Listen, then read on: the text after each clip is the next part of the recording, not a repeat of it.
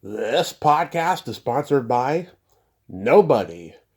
Hey dudes, welcome to Splat from the Past, the only 80s themed horror sci-fi show where things can get totally radical. Now, I am so excited for today's show. We are going to kick off July Summer in style because I will be talking to Lili Haydn.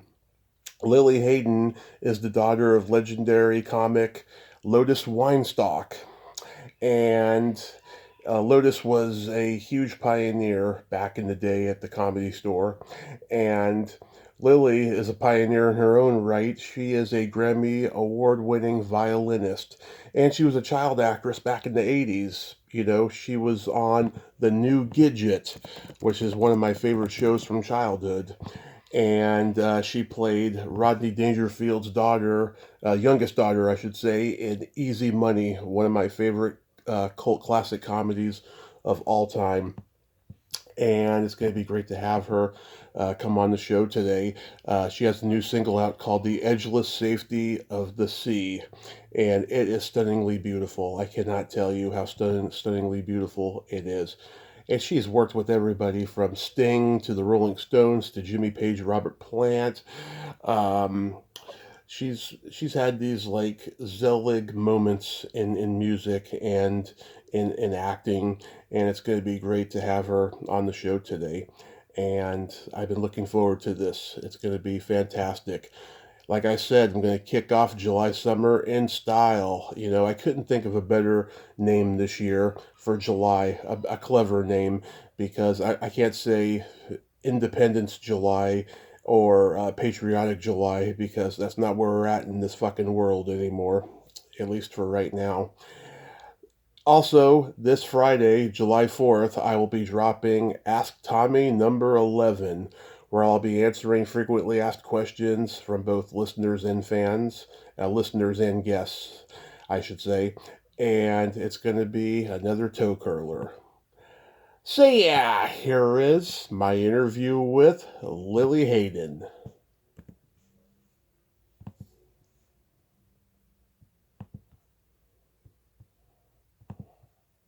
So let's start with the new single, "The Edgeless Safety of the Sea." It is lushly beautiful, Lili. I sincerely mean that. Just velvet.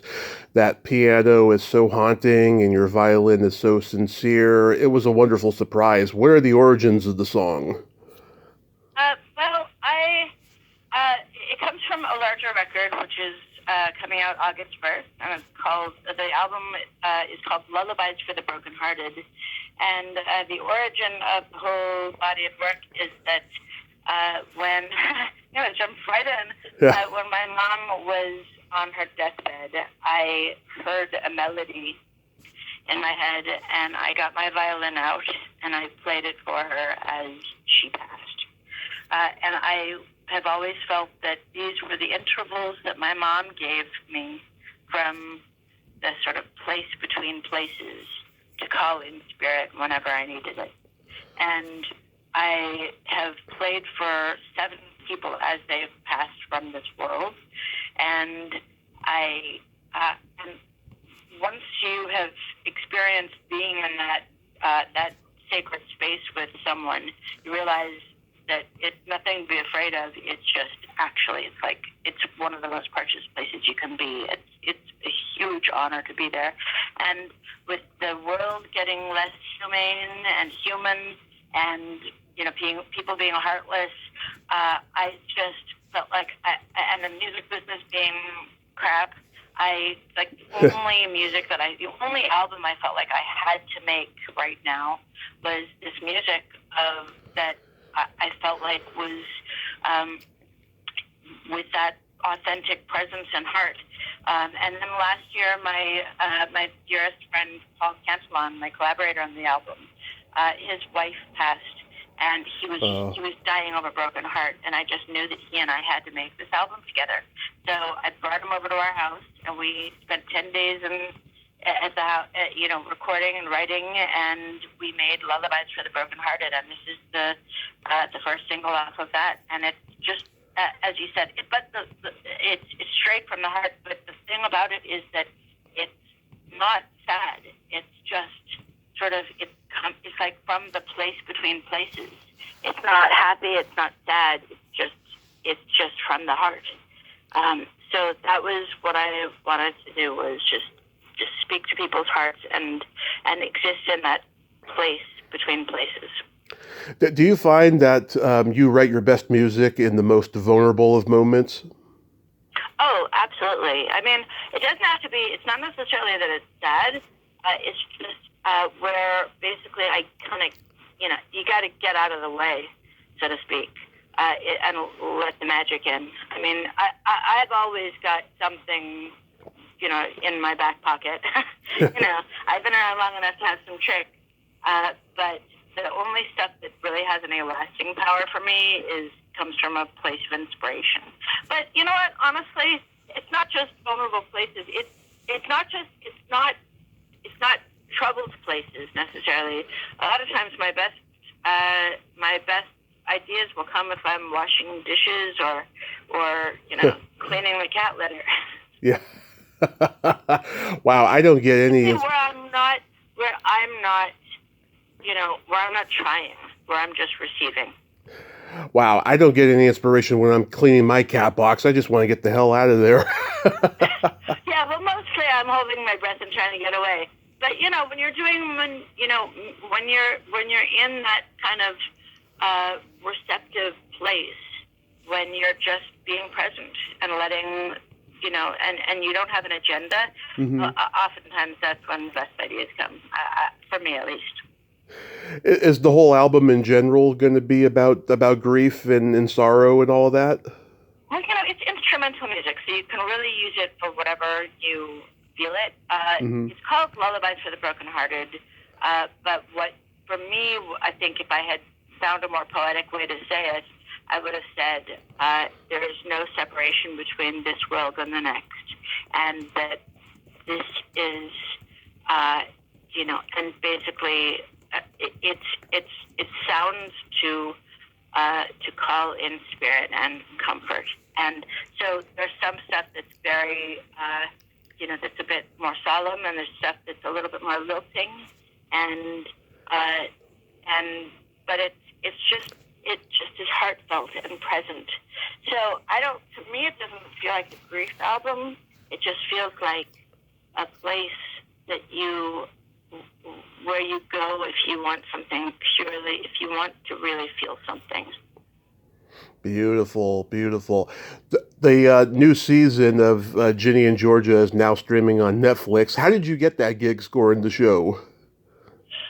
So I started scoring films about 15 years ago, and I was a fellow at the Sundance Institute for film composing, and it was basically people who liked my albums would ask me to score their films, and I have just kind of played and sung and been around for a while, and somebody was and the guy that I ended up working with on the show, his friend made the show. He had already not gotten a gig, and then they hired somebody else, and then they fired that person. Mm-hmm. And he was being considered to pitch on it again, but he felt that he wanted a collaborator who was a woman. So I played the woman card on this one, but we didn't just get it. We had to pitch on it, and they had Mm-hmm. heavy hitters. But the combination of our aesthetics and skill sets and probably honestly the relationship that he had with the show creator gave us a little, got us in the running where we wouldn't have even been considered. And we put our music together, and it just spoke to the aesthetic. And they also knew that we were hungry, and for me, I don't sleep until I know I've done everything I can to make something as good as it can be. So they wanted that kind of hungry energy, and so that's what I got. And do you like what you see as far as the show goes? Yeah, it's a really interesting. It's an interesting show. It's got a lot of influences. At first, I wasn't sure how all of the influences and colors would be able to gel, because it seemed like it didn't feel cohesive in my mind at first. I didn't have the vision, but the show creator has had a singular vision from the start, and she has been right every time, because 3 seasons in a row we've been number 1 for weeks, and for months actually. So on Netflix worldwide, it's one of the most popular shows that the top 10 shows of their in all of Netflix's history. I actually love the show for a couple of reasons. One, once you get past the first sort of clunky pilot, it's immediately engaging. It's very human. Mm-hmm. It deals with real human issues. It's got a lot of heart. And in this world where the worst of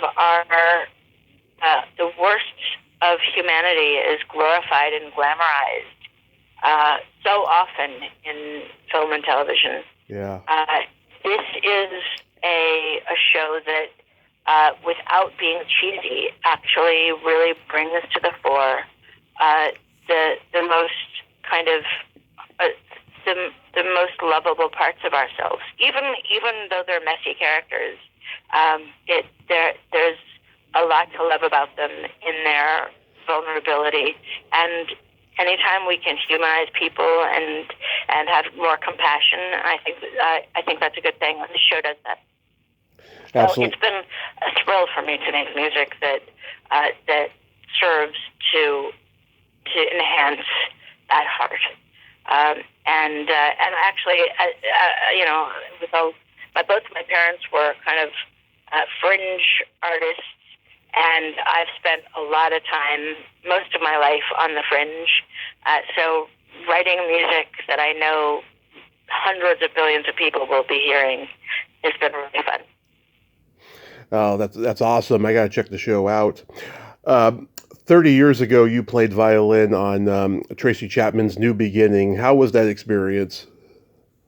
Well, I was trained classically as a violinist.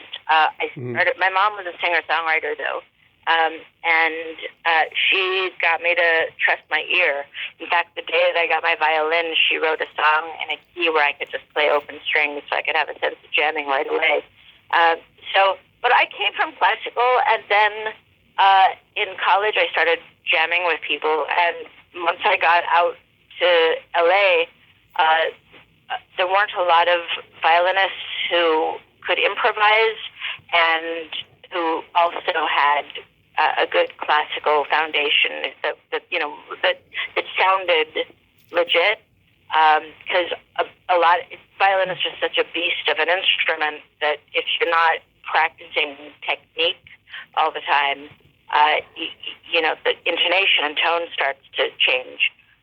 And people who are improvising are practicing improvisation and, how to jam. And I've managed to sort of blend the two in my way. So anyway, I ended up working on a lot of albums. Yeah. I didn't know that this was going to be such an iconic album, but I loved the music, and I was just thrilled to be playing, and to be a part of a great artist's work is always an honor. Yeah, did you know right away Give Me One Reason was a hit? I didn't. I just knew that I liked it, and and for me, I was actually, my mom was a singer-songwriter, so she wasn't listening to a lot of stuff. She was mostly writing. Right. And I was drawn to classical music. So I really didn't know a lot of pop music. I didn't know rock. I didn't know funk. I didn't know anything. And so my musical points of reference were, I just knew if I liked it and if it felt authentic.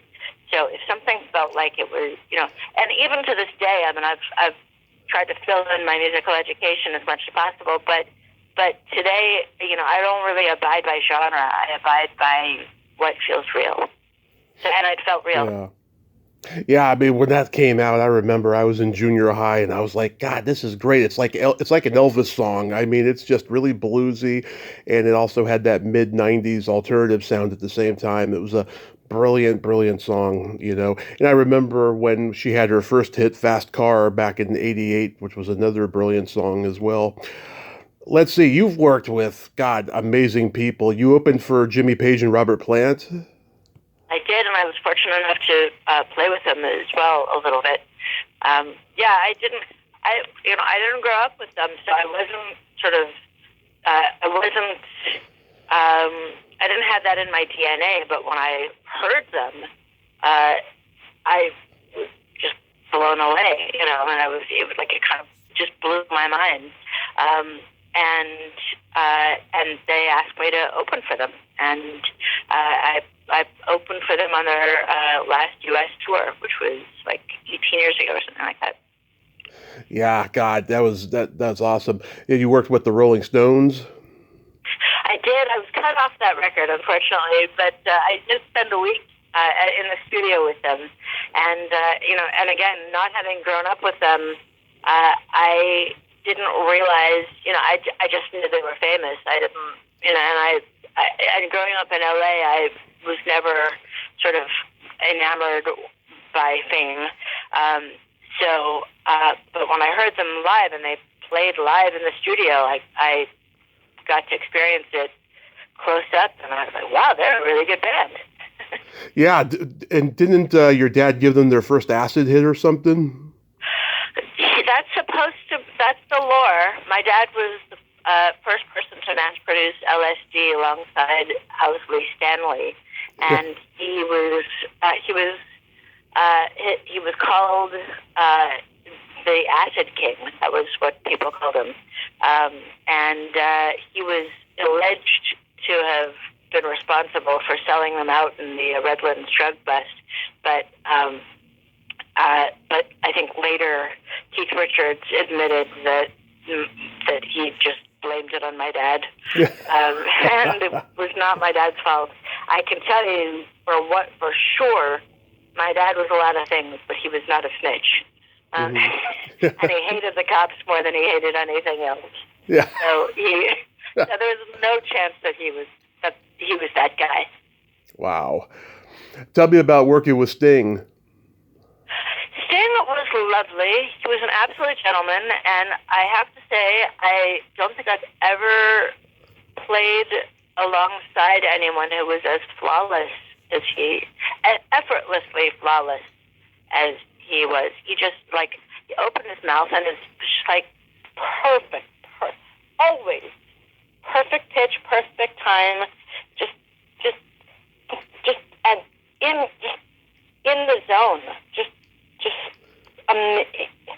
with such effortless fluidity, and he was lovely to me, and I got to open for him as well as playing with him, and I certainly would welcome that again. I've kind of gone on to with my scoring work. I don't play with a lot of people these days, but he's a person that I would absolutely love to collaborate with again. Oh yeah, because now you have your own career, but you got to start somewhere, Well, yes, and also I got to say I know that starting with playing with Sting and starting by playing with legends is a very very lucky place to start. Yeah. You worked with Tom Petty on the soundtrack album to She's the One. Yes, that was. It was just once you kind of get on the circuit, and it's a word of mouth thing. Then it starts to take its own momentum. And there was a period in the late '90s and early 2000s where I was just playing on everybody's records. And then I started making my own records and touring and opening for people. Just one thing led to another, and then it led to, then my albums started to lead to scoring. It's been, and I continue to collaborate with people, but and I'd say also that everybody that I've ever played with has somehow has been a teacher for me because I wasn't raised on rock and roll. I wasn't raised on different music. It was really just every person has been a great teacher for me. So every collaboration has found its way in some way into my aesthetic soup, so to speak. Yeah, that soundtrack album is very underrated, I feel. I like Wall Circus and Zero from Outer Space. Those are great songs. I think it's one of Tom Petty's most underappreciated albums, I feel. So going back in time, I don't know if you know this, but I did stand-up comedy for 10 years, and I've always been a comedy nerd my whole life. I know even the most obscure comedians, like a kid who collects baseball cards, and I've always known who your mom was because I saw her on an evening at the Improv. I saw her on Red Fox's Dirty Dirty Jokes. She followed Andrew Dice Clay on that show, and she did that bit about body language signals, and that one thing she did where she's talking about how the girl exposes her palm to the guy, that means she likes him. That's actually true. I've been on dates with women and they've exposed their palms to me, and either we went on a second or third date or we ended up in bed together. So your mom was ahead of the game there. That's hilarious. Well, it was, my mom was went by the name Lotus Weinstock, Lotus like the flower. Right. Because she joined a commune in the 70s, where she said it was the cheapest form of therapy around. All you had to do was give them your card, change your name. Yeah. And so she changed her name to Lotus, and then changed my name to Cherub. So I was called Cherub until I was 12. And then Helicopter, right? What's that? And weren't you? And Helicopter. Well, it was a point when she asked me if I wanted to change my name, and I said yes to Helicopter. And that lasted for about 6 months. My mom was, she was hilarious, and she was engaged to Lenny Bruce the last year of his life, which you probably know. Yeah. And she was, she did comedy. She was, it's kind of an anthropological. She was very insightful. She had a lot of heart. She was never cruel. She didn't punch down, as they say now. Yeah. She was just very astute and adorable. She would say things like, if you're not busy loving, if you're busy judging, you're not busy loving. If you're, why when something smells bad do we take our deepest breath? And of course that's true in life. So she was just really wise, and she was kind of the mother of, the kind of spiritual mother to a lot of comedians who went on to achieve worldwide fame, which should have been hers, but for a variety of reasons didn't manifest. But she's an icon in her own right, and part of the essential lore of comedy. Oh yeah, so many Comedy Store comedians responded to my post when I mentioned I was going to be talking to you today. I mean, everyone from Carrie Snow to Alan Steven to Mark Scheffler. So many people just absolutely loved her. Absolutely. She was also, by the way, the first woman to perform at the Comedy Store. Yes, she was the first one, and then next thing you know, Sandra Bernhard comes, and then Carrie, and then Louis Bromfield, and so many people. Mm-hmm. Yeah. Yeah, God. And she was close friends with another guest of mine, Tracy Newman. Oh, yeah, absolutely. I love Tracy. She's awesome. Directed my mom wrote a play for the two of us about my leaving for college. Our relationship was emotionally autobiographical, and sort of the kind of existential crises she was facing, and my leaving for college. So it was just absolutely heartfelt and hilarious, and Tracy directed that. Yeah, Tracy is multi-talented. That woman has had so many careers, and she's excelled at all of them. I also know that she was friends with Roy Silver. I've become friends with Kristen Hillier. Yeah, I don't. This is. I don't know. I probably know Kristen, but I knew Roy when I was a child, Mm-hmm. and Roy was my mom's manager for a little bit. Yeah. Yeah, because Roy had he had Cosby and Tiny Tim and the band Fanny and stuff. Yeah, yeah. Kristen remembers He you also, remembers you when you two were tiny. and Roy also had a restaurant called Roy's, and he had my father's sculptures everywhere. My dad's kind of Kabbalistic cross between. It's a fine line between holy and sacrilege, and Yeah. sacred and satanic. So I don't think my dad was ever really that, but he was into Aleister Crowley and magic, so to speak. So he made sculptures too. Yeah, he was a sculptor, and they were far out, and Roy Silver had his sculptures everywhere. Yeah. That's awesome. Yeah, your mom was also in a movie I love called Scenes from the Gold Mine. Oh, okay, cool. Yeah. Yeah, she plays my friend Kathy Stewart's mom in that movie. It's a great underrated movie. Your mom's pretty good in it. Also, you mentioned that she did Lenny Bruce. She also dated Tim Harden too, right? That's right. This is all before my time, but I knew Tim when he moved to LA in the 80s, and he would come over, and he was drunk and fucked up on heroin or whatever. Right. And I just did not like the chaos. One time he came over and nodded off in the bathroom and broke the sink off the wall. And I did not get the magic until after he died, and then I listened to his music and his voice, and I just listened to it on loop for days, and I just sobbed, and I said to my mom, "Why didn't you tell me?" I didn't know. I didn't know how brilliant he was.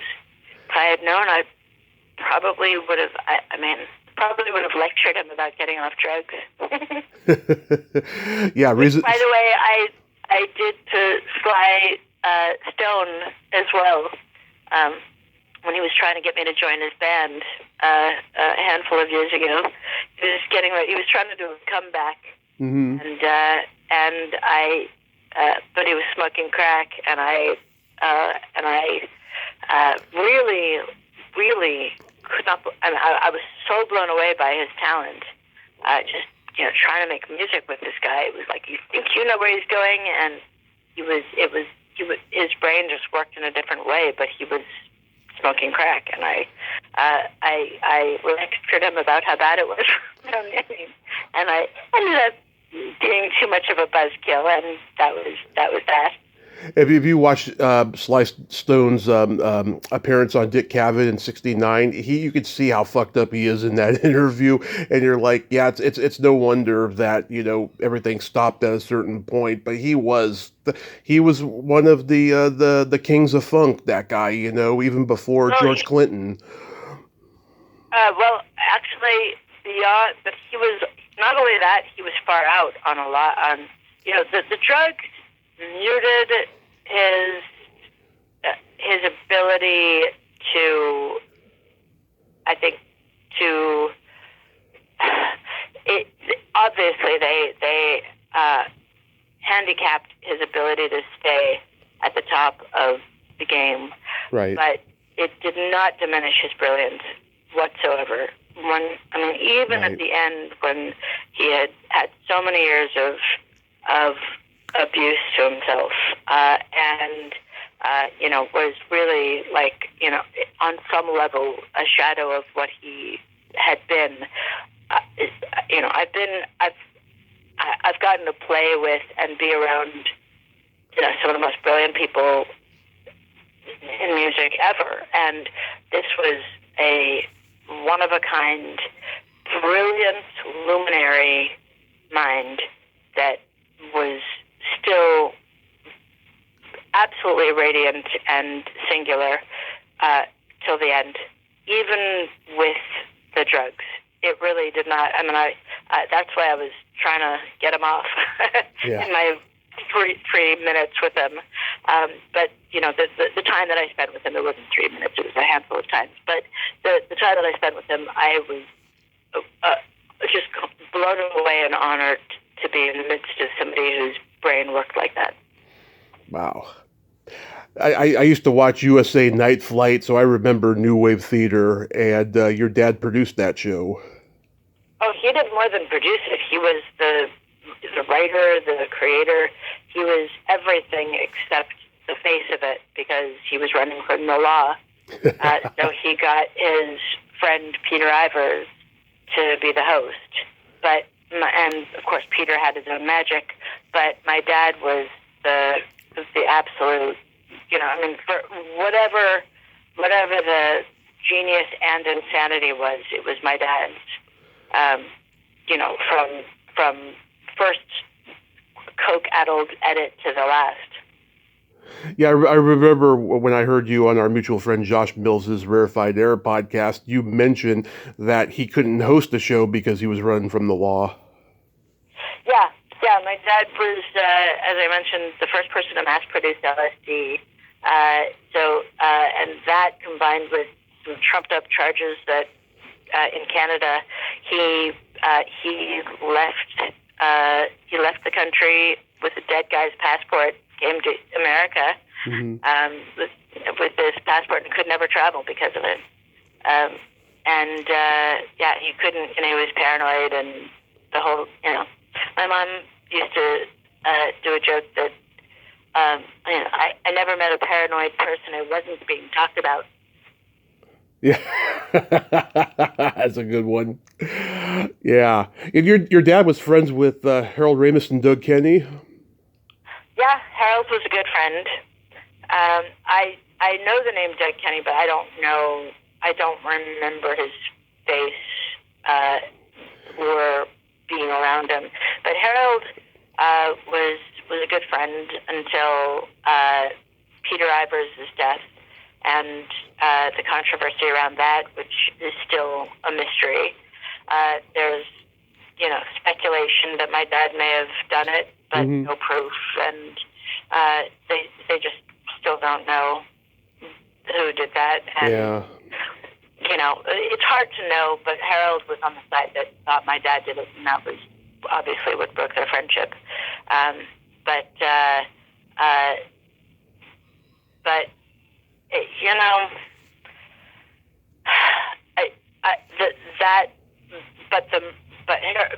Peter Ivers' murder is the least interesting thing about Peter, and it's the least interesting thing about my dad. So I don't like to get caught there.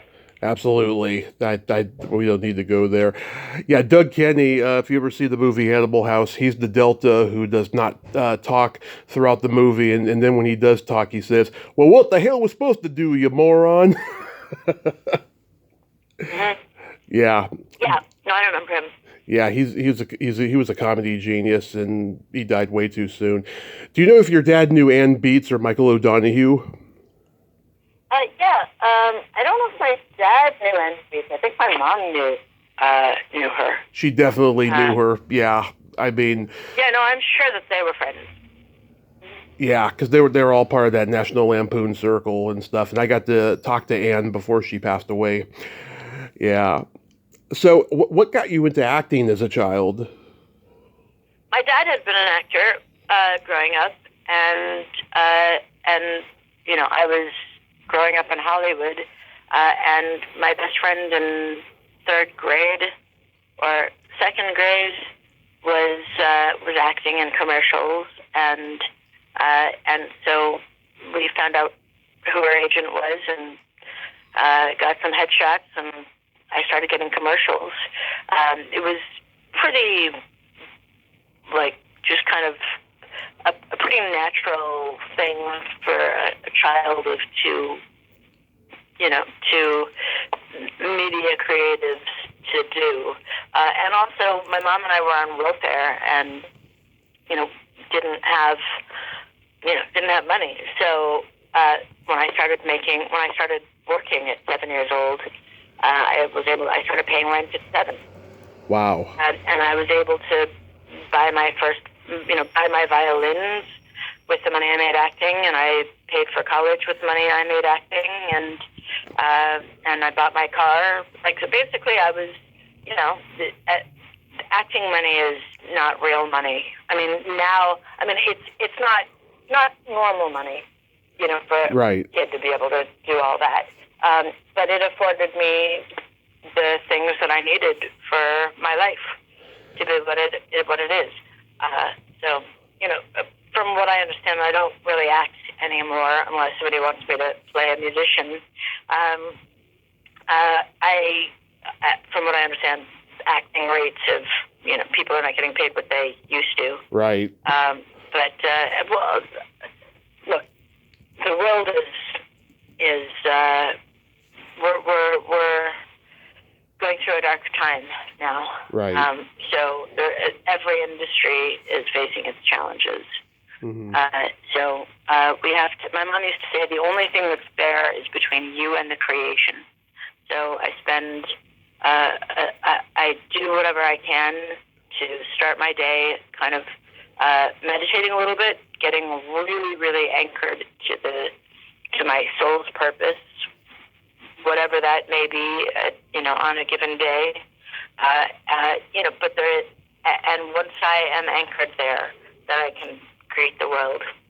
That's beautiful. A beautiful way of looking at it.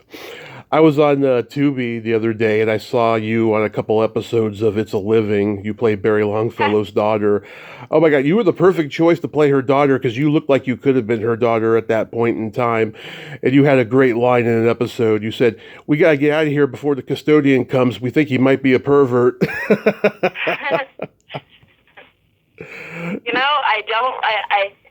I was really happy to be working. Yeah. And I loved being. I was an only child, and I grew up with adults. Yeah. So it felt very natural for me to be working on set. And I'm grateful that that my mom also made sure that I had other things in my life that gave me a sense of identity, like music and academics, because there was a point when I stopped working, and if acting had been, the only source of validation, I probably would have, I probably would have turned to drugs and, gotten depressed and, gone down that dark road that a lot of my colleagues did. Yeah. You got to be in probably the first LGBT movie ever made, Making Love. Oh, yeah. I didn't think about it like that, but that's true. In hindsight, yeah. It's like the first one. And like Goldie Hawn, Harrison Ford, and Jeff Bridges all turned it down in fear that it would ruin their careers. But Kate Jackson, Michael Montekean, and Harry Hamlin, I think they did a great job with it. Oh, yeah. Absolutely. Absolutely. It's interesting. I haven't seen that movie in, I probably haven't seen it in its entirety since I was a kid at the premiere. Wow, they let you go. She let you go see it at that young. Well, my mom was very open about stuff. She really felt that she actually did a joke about it. She felt it's really important to be honest with your kids. Otherwise, they're going to find out from somebody who doesn't love them as much. Yeah. She said, so I told my daughter, I'm quoting my mom now, I told my daughter, when you're ready to, discover sex, all I ask is that you do it at home so I know you're safe. If you want to explore drugs, all I ask, do it at home so I know you are safe. That way, when the commercial comes on at 10 p.m. and says, do you know where it's 10 p.m., and you know where your children are, you can say, yes, they're in the bedroom smoking and fucking their brains out. Yeah. Love it. Love it.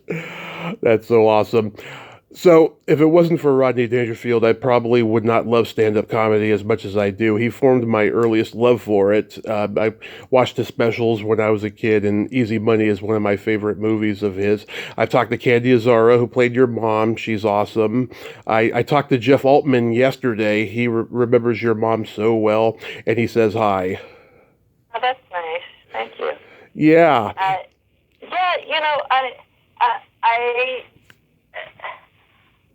I am. You really have done your homework. Thank you. I'm a true fan. Yeah, I guess it's so funny because they're really, when you talk about all these things, it really feels like this very, very strange sort of collage of experiences.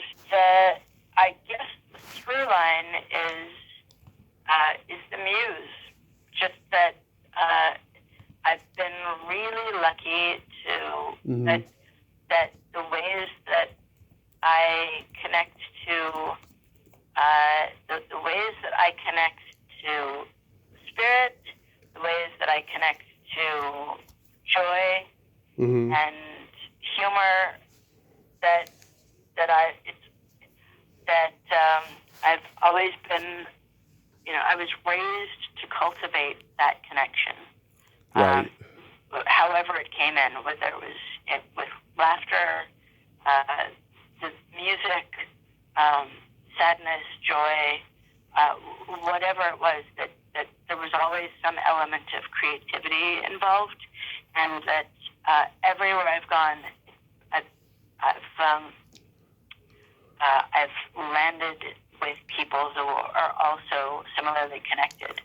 So, Right.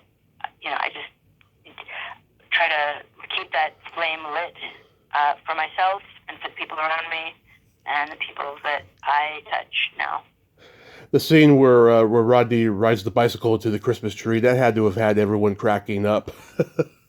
Sure, yeah. No, he was very funny, obviously.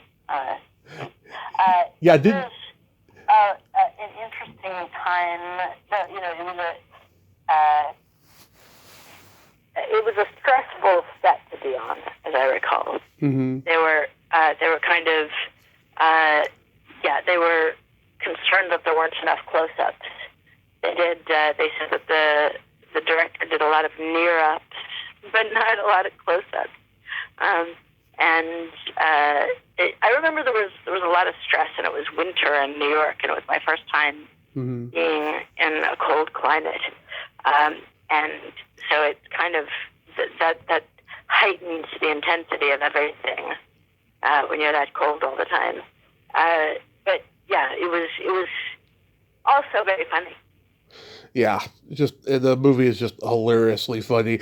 My favorite line in the whole movie is when Rodney is trying to get the fat kid to hold still, and the grandma says, "Hey, Bonnie, have you ever seen a face like his?" And he's like, "No, if I did, I'd remember it." That line cracks me up. I grew up watching the new Gidget. Karen and I have become friends over the years. She's my favorite Gidget. Was that show fun to do? Yeah, it was very fun. It was, it was really fun. I loved filming at Malibu Cove, was it? Or, was it, Malibu Cove, or it's right in, basically they filmed where the old Gidget filmed. I loved driving to the ocean every day to film. I loved being in the water. I loved, that was the show that afforded me my college tuition, and which was not as extreme as it is today, but still. And it was like it coincided with my getting my driver's license and becoming independent, and it allowed me to, and it basically was kind of it coincided with kind of me becoming an independent person in some way. Yeah. Those are fond memories. Yeah, I also had Sydney on last November. She's awesome. Yeah. Did you two become buddies? did, although we haven't really stayed in touch. I'd love to say hello and catch up. Oh, yeah. If you have occasion to connect us, I'd be delighted.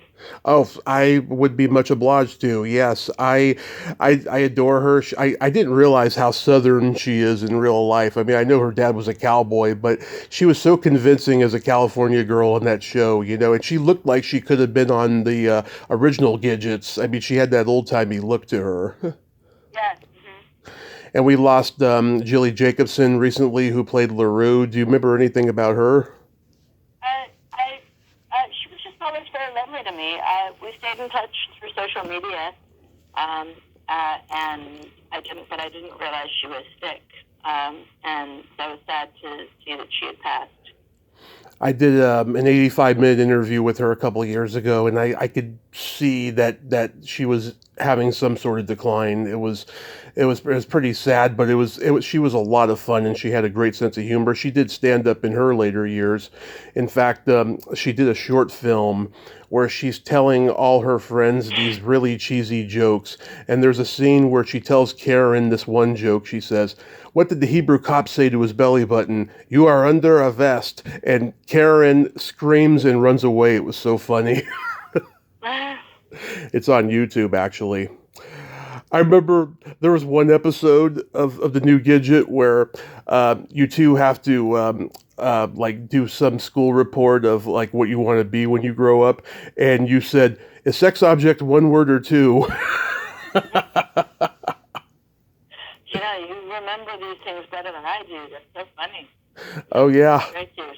Oh yeah. I'm a guy who's always remembered dialogue and stuff. I also remember when you were Jenny Beckerman and Not Quite Human. Oh, wow. You really did do your homework.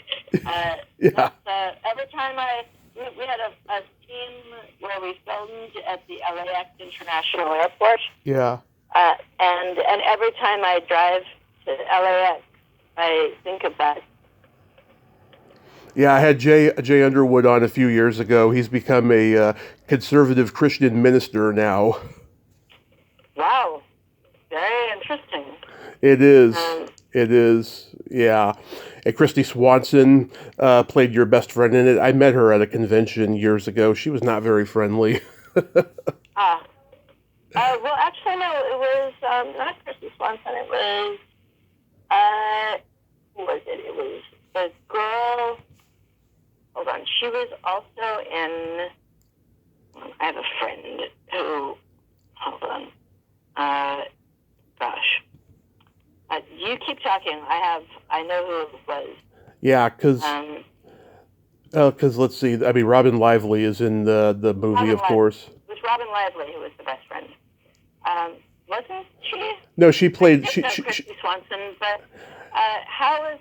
I don't really remember, but yeah, Robin Lively's very sweet. Yeah, Robin Lively played the sister, and it was Christy Swanson in You. Okay, all right. Yeah. How was it working with Michael Keaton and Jack Frost? He was a delight, and he is still. He knew my mom. Mm-hmm. Whenever I see him around, he's always still very friendly, and he's just I think he's a pretty genuine guy. Yes. So smart, so funny, playful, has, just a great joy about him, has a kind of a timeless kind of curiosity and innocence about him.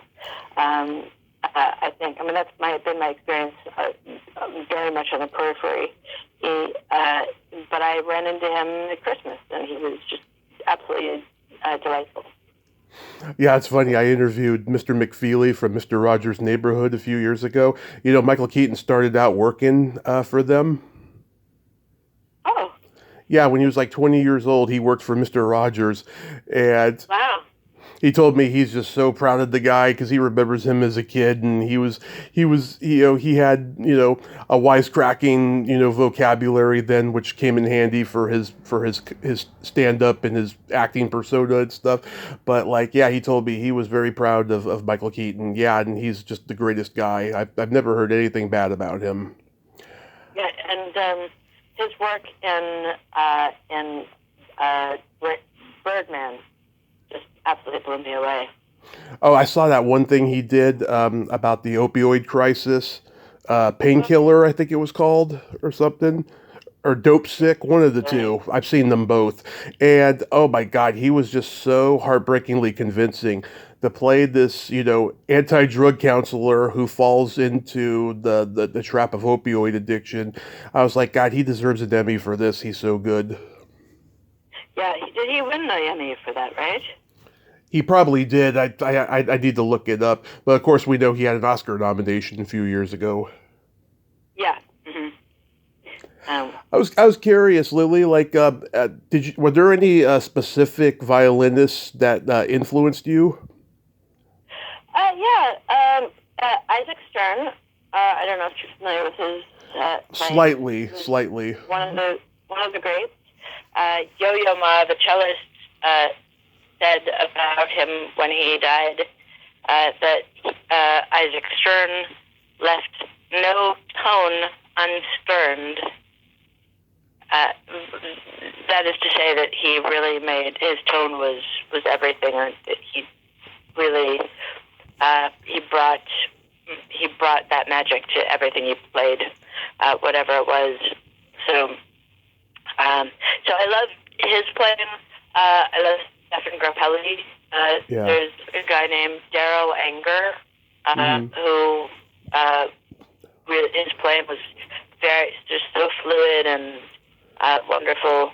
I'm sure Jean-Luc Ponty had his influence on me. But I think, and there's a classical violinist named Janine Jensen who I love, whose playing has definitely influenced me. But I love, I emulate singers in my playing, and I emulate other instruments. I really don't think that that one's musical voice should be limited to the instrument. It's really about what you want to, what feeling do you want to convey. And so, for instance, there was a harmonica player named Toots Thielman who died a little while ago, a few years back, whose playing was just absolutely fluid and just impetuous and dramatic and emotional. And so his playing really influenced me. Yeah, I mean, and I'm influenced by everything I hear, actually, of course. But I think that in the end, you find your own voice when you just know when you start to be able to connect your phrasing to your heart. And that's hopefully where I'm coming from. And I feel really, really proud of the way it comes through in this new album, Lullabies for the Brokenhearted. Are you into Scarlett Rivera? Oh, she was brilliant and, iconic. So, wonderful, and she was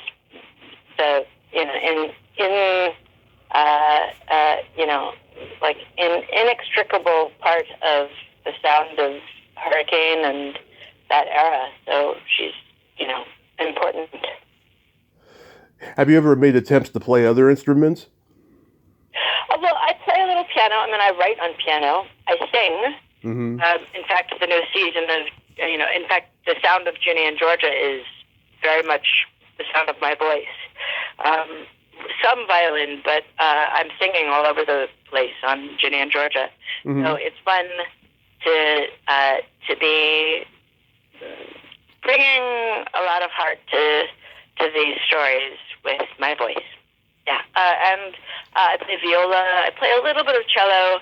I can make sound on anything, but my main axe is my violin, and then the way that I make music in the studio. So I work with sound libraries and orchestral libraries and synthesizers and drums and things like that. And I just love making music, and it doesn't really matter what instrument. Where do you keep your Grammy? On the piano, as right where I envisioned it when I was really hoping I'd win. Yeah, that's good to have it on display. Some people like to, throw it in a desk or something because it doesn't mean that much to them. Well, it doesn't mean that it doesn't ultimately mean that much, but it's a nice reminder that to celebrate. It's a nice reminder to celebrate where I've been, and it wasn't and also I got the Grammy for an album that I feel is incredibly pure and special, and it was for my group Opium Moon. Right. It's very fluid playing, straight from the heart. We captured magic. I was the main producer on that, and I am writer of the themes, and so it was really I was possessed with it's very much a groove, but had I not been possessed with this manic desire to turn it into a real record, it would have lived on the shelf as a jam, and something possessed me to see it through, and I'm so grateful because I think what possessed me actually was that I knew that the magic and the chemistry of the musicians was just pure magic, and I could not let it go unnoticed, unacknowledged. So keeping the Grammy there actually reminds me that magic matters.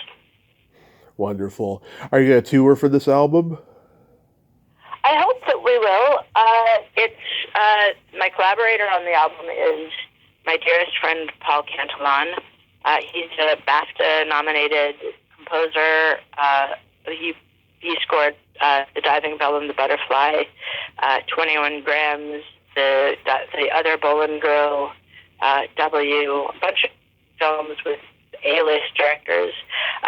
So I'm hoping that this album will actually lead to directors asking us to score something together,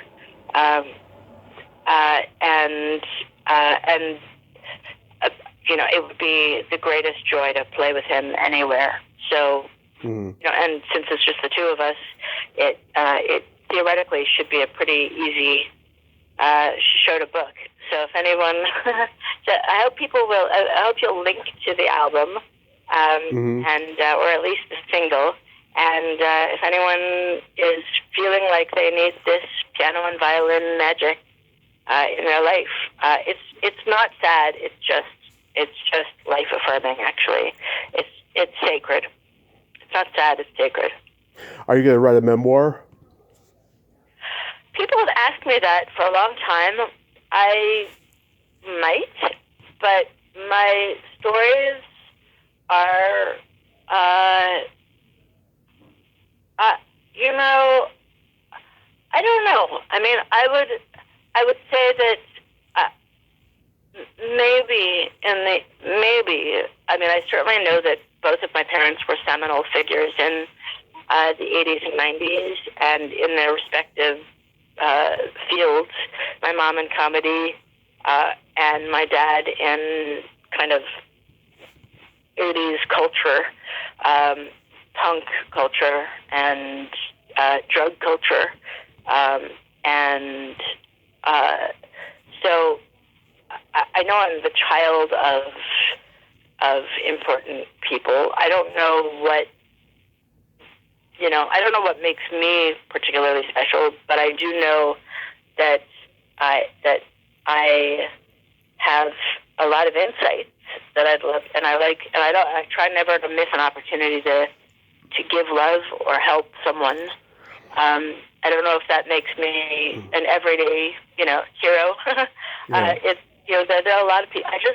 I love to connect and give love and uplift, and I hope that what I've created will be meaningful to people. You are special, Lili, because you've been a survivor, and you've also written some of the most beautiful music I've ever heard. Well, I really, really appreciate that. Thank you. Absolutely. Real quick, we got to play my secret silly game. This is a series of silly slumber party questions. It's no win or lose. It's just pure fun. And how the game works, Lily, is I ask you the question, you answer it, and then you ask me that exact same question, and I answer it. And feel free to comment on the answers because they might be funny. Okay. Lily, are you ticklish? Sometimes. Are you ticklish? Yes. I tell people if you tickle me without warning, I might hit you in the groin. Okay. All right. Is your belly button an innie or an outie? It's an innie. And is your belly button an innie or outie? It is also an innie. What color are your toenails painted? Nothing. What color are yours painted? They are. It's like a clear color, and when you see it in the sunlight, you can see a rainbow. Oh, very nice. Yes, I like to go festive that way. What would you say is your best personality trait? My empathy, my compassion. I agree. What's yours? I also have empathy. I also have no filter, which is where the comedy comes in. If you could have anything named after you, what would it be? A cat. I guess a style of playing. Okay, that's a nice one. What about you? A vibrator. Okay. Very nice. That's a good answer. Yeah, a lot of people like that answer. And then my favorite question, is there a stinky smell that just makes you gag? The cherry smell from the car wash is pretty gag-worthy. Okay, I never heard that one before. What about you? Either farts or feet. Okay. All right. And on that note, buy my record. I'm kidding. I don't. People don't buy music anymore. So Yeah. So in a way, it's made the act of making music and sharing music more altruistic in a way, because the payoff is kind of an unknown. Mm-hmm. I can tell you that I made this music because it had to be made, and because I know that for whatever else I've done in this world, that when I've shown up for people as they're leaving this world, it is meaningful to them, and that it has helped people transition with more love and more peace. And again, it's not sad music. It's just music to feel something real too. And I think with AI being kind of like indiscernible from with communication being like you don't know if it's a computer you're talking to or a person, inhumane policies and you name it. This world is a lot to bear, and and I'd like to think that the music that I make is my way of giving a hug from the Divine Mother in a sound, and that's so. So if anybody is interested, please check out Lullabies for the Brokenhearted. Yeah, what's the official release date? August 1st. And the first single, as you know, came out last Friday. So that was June 27th, and that's called The Edgeless Safety of the Sea. Yes, it is beautiful, and you are beautiful, Lily. I have to say, you grew up to be so gorgeous, and you have the same voice that you've always had. It's adorable. I thank you so much for coming on today. Oh, well, thanks so much for having me, and thanks so much for waiting for the right time as well. And we're doing this sooner, but this was a great time to celebrate the release of Ginny in Georgia and the release of the single and coming release of Lullabies for the Brokenhearted. Absolutely, it was worth the wait. You have yourself a wonderful summer and be safe. Thanks so much. Cheers. Thank you. Bye. Bye-bye. Well, there you have it. Lili Haydn. Oh my God, isn't she just amazing?